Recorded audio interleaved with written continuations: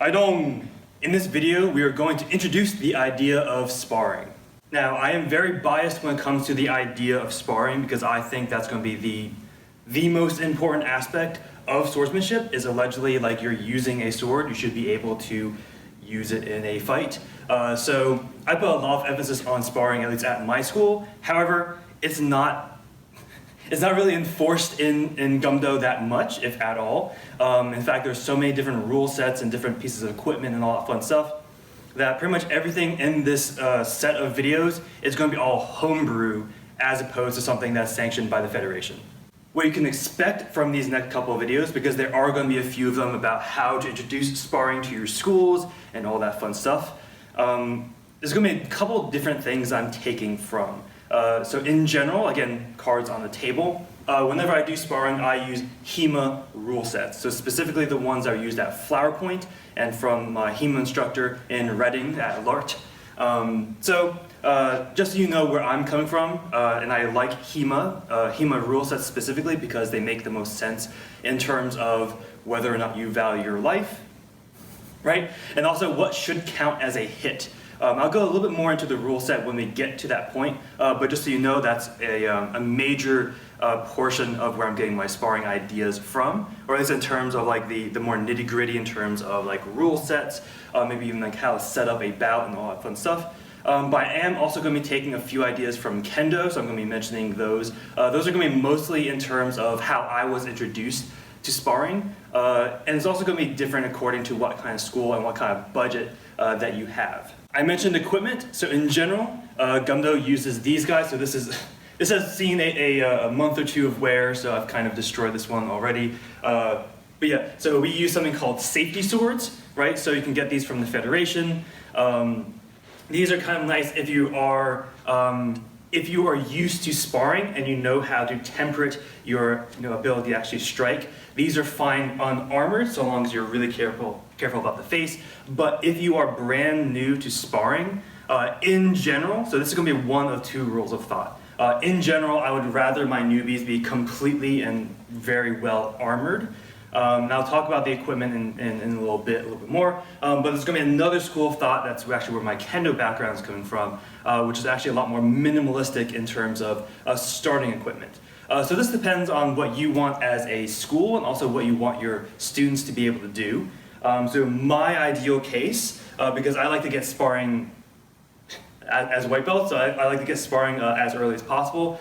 I do prefer that they get certain pieces of equipment as fast as possible. But if you are on a budget, or if you don't want that aspect to your sparring just yet, at least if you're introducing it to someone and you're not sure if they're going to stick around, long enough for them to have fun to the fullest extent with sparring, you can also go the Kendo route. I'm going to start with the Kendo route just because there is a lot of equipment for us to go through that you might want to invest in if you are going to go into the fully armored idea. Now, if you go into the Kendo route, so at least this is the way that I was taught at Rutgers by Isabella Church Sensei, who is also obviously very, very good. But this is what I'm going to be talking about, at least in terms of how to start off.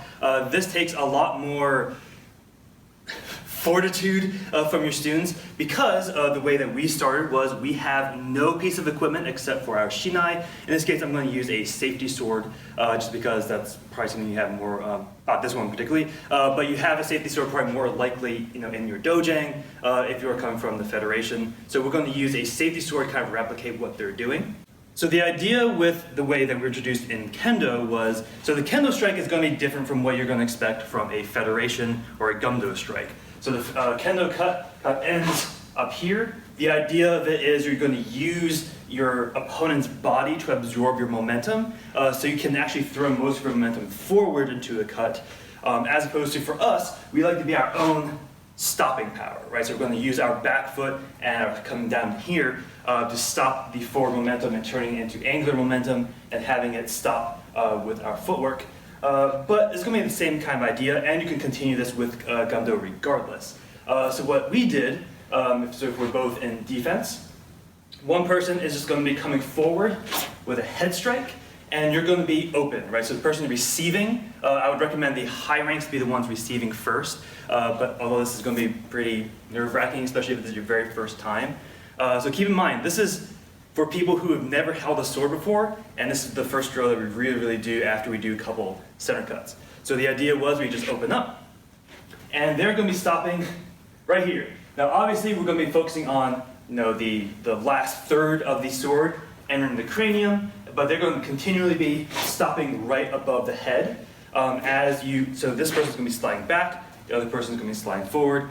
So this works on a great many things, right? So it's going to work on your timing, it's going to work on your distance, it's going to work on being able to stop. There's going to be a lot about precision and a lot of fun stuff. But, so if you're introducing this for the very first time to people who've never sparred or even got close to another person before, and you either want to be super cautious, you don't trust your students, or any other reason, this might be a little bit hard to swallow because it's very easy. Even when they're trying to stop here, there's still that oomph, right? So you might still occasionally get a little bit of a bonk on the head. So just be aware that's something that's almost certainly going to happen. But what's nice about this is you have only one piece of equipment. You can kind of see how your students respond to the idea of a sword coming at their face, because it's not for everyone, right? So just keep that in mind. That's pretty much where I'm going to stop, at least with regard to the kendo route, just because we're not kendoka, right? But you can keep doing this with other things, right? So I can slide forward with a dive cut, and they're going to open, and you're stopping right here. I can do uppercuts, I can do cross cuts, I can do thrusts. I would usually recommend that students be at least 6 months practice, right, before you actually start doing thrusts. So when I say 6 months practice, 6 months practicing sparring, right? So not just like, oh, I've been around for 6 months, because this is going to be very different, right? Because you have to get the right distance, you have to learn how to retract it if a person moves in too quickly. So there's a lot more going on with a thrust that is too easy to damage the other person, because again, a nice thrust up here is really damaging, if not potentially lethal, so be very careful, especially if you're not going the equipment route. But that's pretty much where I'm going to end it with regard to the kendo route. So let's go towards this other route, which is kind of more of a homebrew of what I do at my school. So we start with sharp swords, and we're actually going to strike the opponent and see if they're willing to actually spar us in the fight. Kidding, obviously, because obviously I can have a sense of humor, right? But yeah, so what we're going to do is actually start with our safety swords. So I'm going to go up through the different swords that we might use first. So if you are coming from the Federation and you want to stay within the Federation's guidelines, almost exclusively you're going to be using this guy. So this is a safety sword. They usually come in either blue or red because that's the color of the Korean flag. So these guys are pretty decent overall, right? So the quality is actually pretty decent compared to other things you might find online, like at Century or something like that. So if you can get Federation's actually pretty good. And also you're able to repair it. Maybe not what I do to my sword, because I'm very rough with my sword. You can see it's actually splitting at the seam to the point that the plastic bit was kind of poking out. But these are pretty decent in general, so long as you learn how to squeeze on impact. So this is actually going to be something that I've been taking specifically from kendo, but it is also true of Gumdo as well. But like when you strike someone, you're not just like, right? You're actually going to use that squeeze to have that impact, right? That squeezing on impact, again, is canonical, right? Because if we talk about the end of our cut, we usually have that squeezing motion here, kind of like to help stop you. But it's also going to be true whenever you're striking an opponent. Especially an opponent that you don't actually want to dispatch, which is what you're doing in sparring. So you're trying to be like squeeze on impact, so if I don't actually like fall through the body, which can actually like tear them down, even if it's with a padded sword, things can go pretty south pretty quickly. So just be aware of the limitations of the sword as well. This sword is not intended to receive stabs. So I'm going to show you a different sword, kind of show you what I mean by that, but this does not compress at all, right? So if I stab you with this as you're coming towards me, you're going to feel every bit of that stab. It also doesn't flex that much in terms of, up and down, unless if you break it, like I've done at least a dozen swords, but they're not supposed to, right? So that's going to be both a good thing and a bad thing, because it's good in terms of your sword's longevity, but it's not going to be great in terms of if you're a really beginner, right? It might be a little bit difficult for you to swallow because it is going to be a really hard strike. If you're not used to, again, squeezing on impact, that will mitigate the hurtfulness. But let me show you what I mean by that flexing in an ideal sword. So obviously, don't do this in general. This is going to be just proving a concept. So this is actually there we go. This is a cast steel armory sparring katana. This is what I recommend way down the line. Do not invest in this until you've sparred for a very long time. But in terms of flexing, right? So if I stab someone with this, notice it's going to flex, right? That is actually a good thing, right? Because if I stab someone, that means some of the energy is going to dissipate into the flexing of the sword, as opposed to puncturing the person's lung or the throat or something like that. I'm going to talk about this in a little bit more, but that's what I mean in terms of the flexing of the sword and what the safety sword really doesn't do. So that's another reason why, if you do start with the safety sword, I do not recommend stabbing for a very long, not very long, at least 6 months, right? So you get used to the idea of sparring and you get used to being able to retract it. But be very, very careful when it comes to sparring, or when it comes to thrusting when you're using this safety sword. Time for some homebrew. So if you have sparred for a long time and you're not satisfied with the safety sword because it either tears itself apart or it doesn't really, do what you want it to do, is too light maybe, the next level up for me at least would be these guys. I don't know if you can actually see that, but this is a Spez sparring katana, so S-P-E-S. So these guys I like more than our Federation safety swords because there's a lot more weight in the hilt as well as the whole thing. You can tell the hilt's also longer, which is intended to accommodate gloves, which is another thing I'm going to talk about. The guard isn't going to do you anything. You can tell that's just like, it's a bit floppy. That's not going to do anything. This does hit a little harder than our safety swords. It's going to have a little more of a thump to it. But that's assuming that we've been sparring for a while and you know how to control your power. So if you want to upgrade, these guys are pretty good. And they're a lot more resilient to tearing. So I'd recommend, if you want to upgrade, this is something that's pretty decent to go to.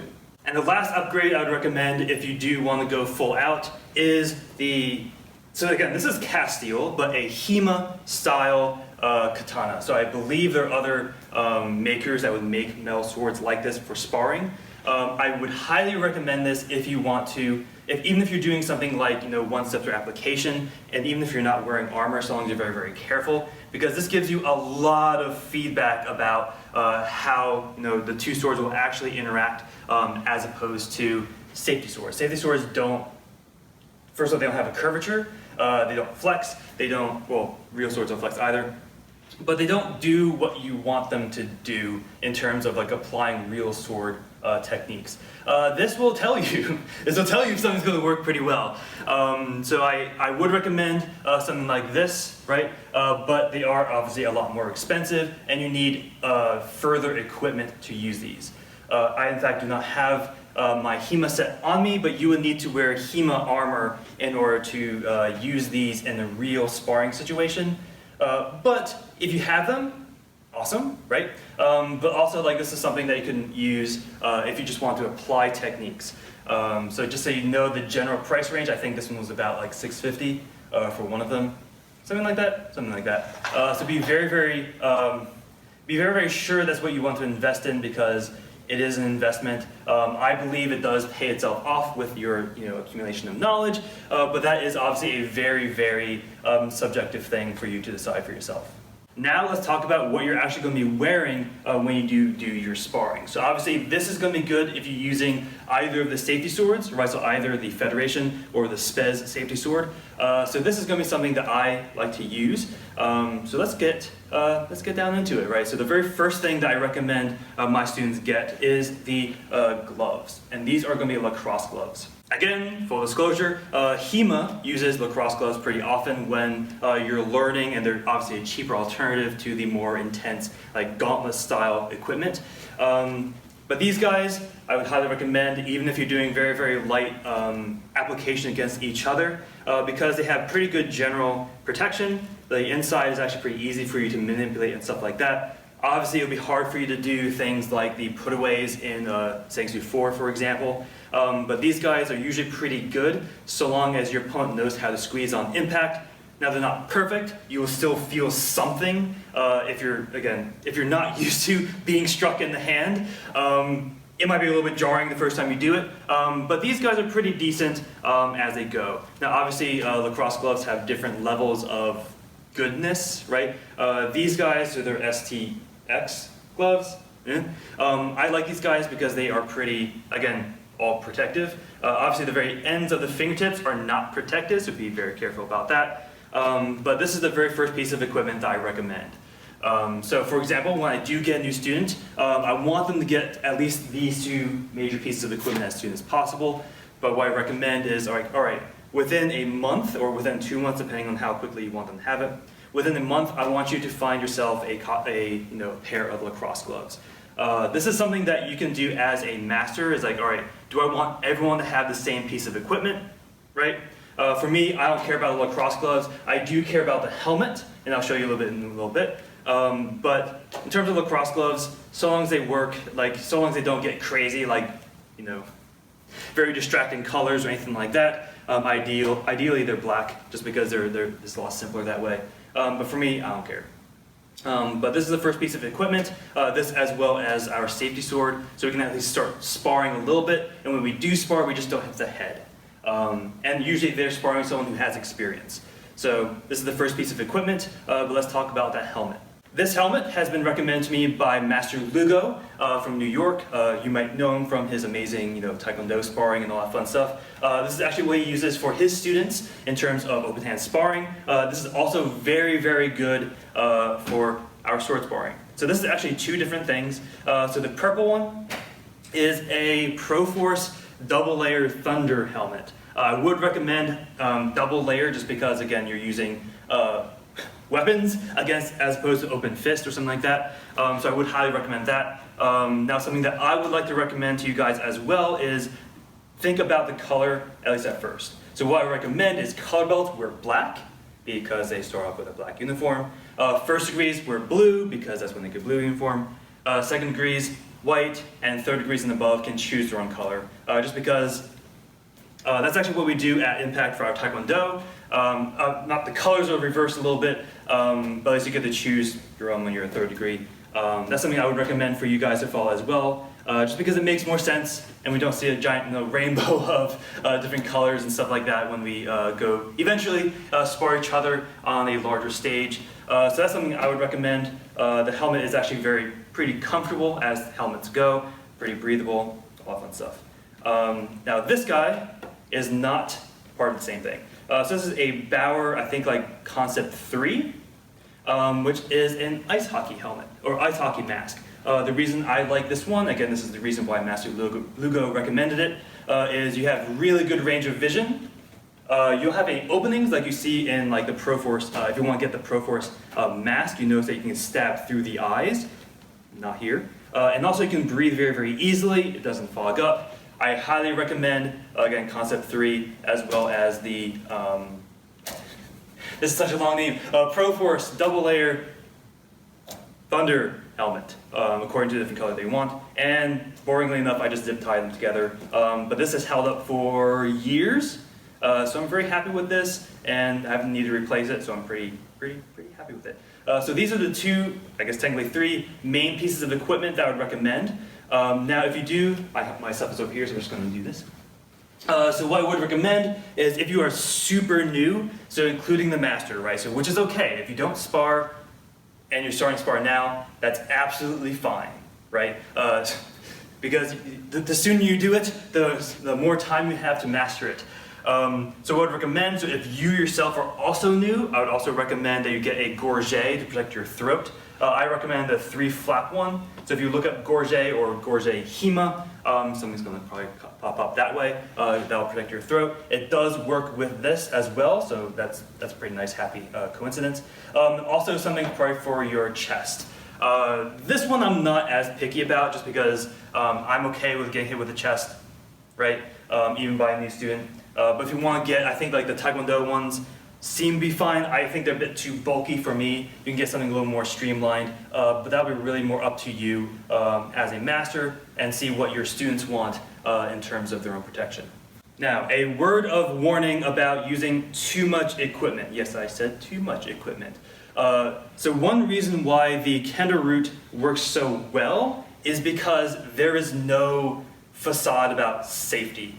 As opposed to if you use too much equipment, there's going to be the opposite. So what I mean by that is like when we are just sparring without any armor, you are very aware of consequences if you hit too hard. You're very aware of if I try to strike someone and they're not ready, something bad could happen. As opposed to if both of you are in really, really, heavy armor, it gets a little bit silly sometimes, right? Like, oh, I can hit you in the head, ha ha, as I hit you in the head, you hit my wrist, but we both die, ha ha. It's not as useful, it's not as good for feedback. So what I recommend is if you are super brand new, by all means wear all the armor you want. I actually have them eventually stripped down to just the gauntlets and the helmet when we do normal sparring, just because at that point, so this is usually for my black belt test, I have them spar for technically 20 minutes, but it usually goes over, but it's whatever. So when we do that, it's just the gloves and the helmet. Because at that point they're skilled enough to be able to spar without the chest piece and the gorget. I might still recommend the gorget just in case because but I'm very careful when I stab, and I'm usually the one who's sparring them for those 20 minutes. So there is that. Not always, but usually. So just be very careful if you have too much armor. There's going to be a false sense of safety and also a false sense of what counts, right? So for example, if we're both in full, heavy armor, I strike you in the head, you take a couple seconds and just like bang across my ribs, that's not what would really happen in real life. If I hit you in the head, you're down, right? Like you won't have that time to be able to strike me in the rib. So again, be very, very careful about that. Less is more in this circumstance, with the exception of, again, gloves and helmet, because you do not want your fingers to swell up, especially if you have to work with your hands for your daily work. As well as your head, because that's where your phenomenological consciousness is stored, and I don't want that to be removed. So be careful about that. That's going to be it for part one. Obviously, there's going to be many, many parts to this because one pet project of mine is for more Gumdo schools to do more sparring. So I'm going to do yet another video on this pretty soon. That's going to talk about the rule sets that have been introduced, the rule set that I use, as well as if you want to start doing sparring. I have a few ways I usually introduce it, or at least this is the way I introduce it to new masters and stuff like that. So we can go into that in a little bit. But with that, so drills. I'm not sure if this is really a video that would have drills with it. But I guess drills is take a look for yourself at different schools that use different sorts of armor. So I've also looked into, for example, eskrima sparring, right? So the armor that people wear when they do sparring with eskrima and they use their sticks against each other. I've also looked at kendo armor. Kendo armor is not good for us because it does not protect the shoulders, which are a legitimate strike. It also does not protect the sides of the head. It's just not as helpful as you might hope for it to be. Again, just like take a look at what other people have done. There had been a Federation armor that they recalled because manufacturing issues and stuff like that. But just take a look. Like, do your research. Obviously, this is stuff that I've recommended. This is stuff that I've myself have worked through for a couple years, and this is kind of where I've settled. But I could have settled in a weird spot, right? So if you have an idea about what you would like to do, you can obviously go that way. One word of warning, just because I've seen a lot of schools go down this path and they're usually ultimately very unhappy about it, is be careful about action flex. This is, I think, a Century company. Just be very, very careful with it. It's not intended for actual sparring. It's intended for people who just want to do like a quick application or something like that. If you actually want to spar with an action flex sword or with their helmet or with their gloves, they're going to break within a month. At least if you're sparring me, they're going to break within the month. So be very, very careful about the quality of stuff that you would actually buy. You have my recommendations. You can take a look at them. Like, so for example, you can take a look at lacrosse gloves, like at your local you know, wherever they would have it, right? Something like Dick's Sporting Goods or something like that. Just take a look at them, like actually feel them, feel like the texture and see how they fit. And if they work for you, they work for you. I guess the general drill for this one is just do your research on your equipment, right? But with that, make sure you stay safe, stay humble, and keep training. Haidong!